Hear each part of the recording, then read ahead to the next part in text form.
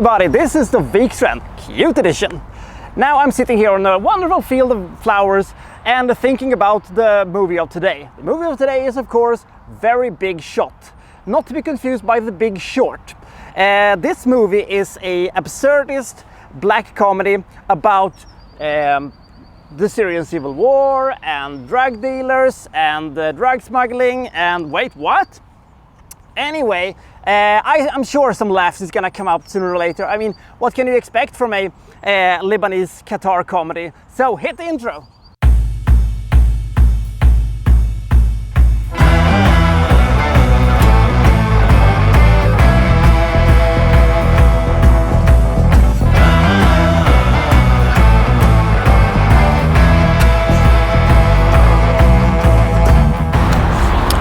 From their takeout pizzeria, the Haddad brothers runs a lucrative but small-scale drug smuggling business. Now, this is a means to an end. They're not planning on doing this forever, but because they want to be legitimate restaurant owners and they have been saving up their money and, to be able to, open up a real restaurant in Beirut. But fate will have it that a big-time drug dealer wants them to smuggle in some very heavy drugs into Syria because the Syrian militias, they really love them some really great drugs up there. So that's what they're going to do. They're thinking that this is some kind of a trap or that the risk is too great, and how are they going to do this? Because they think that this big-time gangster is going to screw them over because he doesn't like the idea of them quitting the business and stuff like that. So what to do in this situation?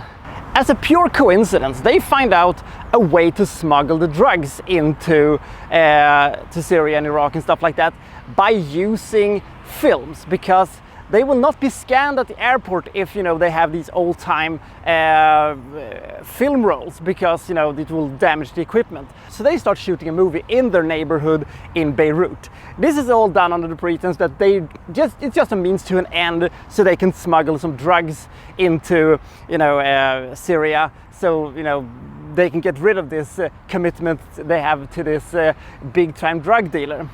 But what if they start to become more invested, and how long can they keep up this charade, and will the movie ever be made, and will the neighborhood see through their scheme, and what's going to happen if the drug lord finds out that they might just want to continue making the movie or anything like that? Anything's possible in this movie, and it is such a fascinating little story.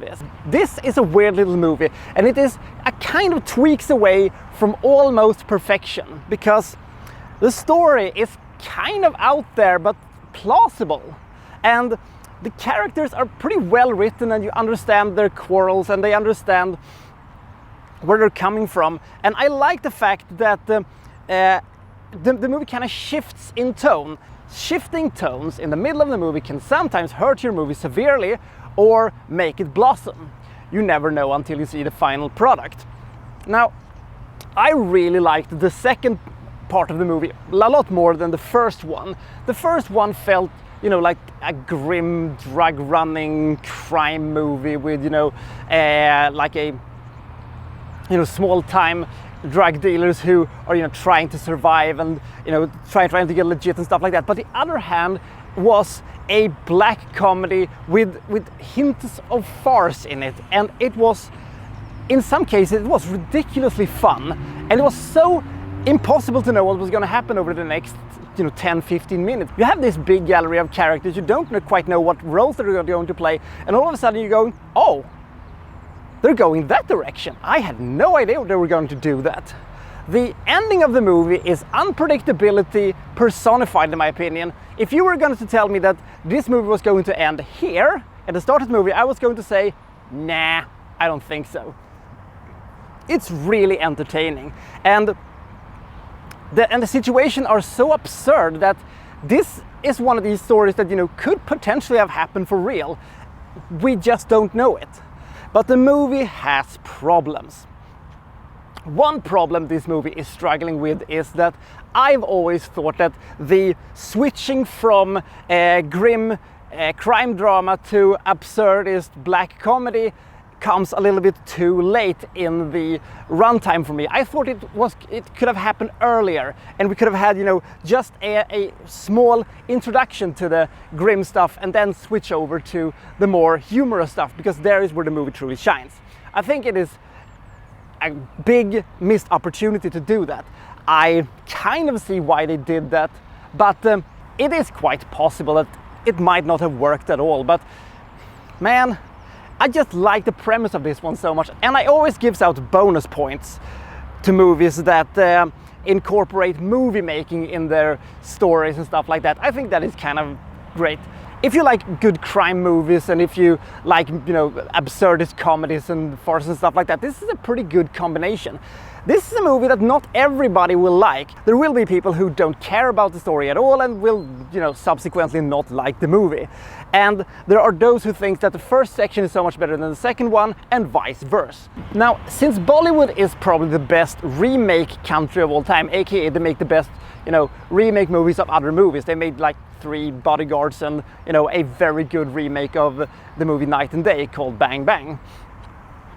But I think this one is tailor-made for a great 2.5 hour long absurdist Bollywood movie with a twist ending and all hokey nonsense stuff like that, and, you know, song and dance number and all that stuff, but we'll probably never get it. But I will still recommend you to see Very Big Shot. I went back and forth with this movie. On one hand, the start of the movie is a little slow and it is a little plodding, and the atmosphere doesn't really, you know, function with the rest of the movie.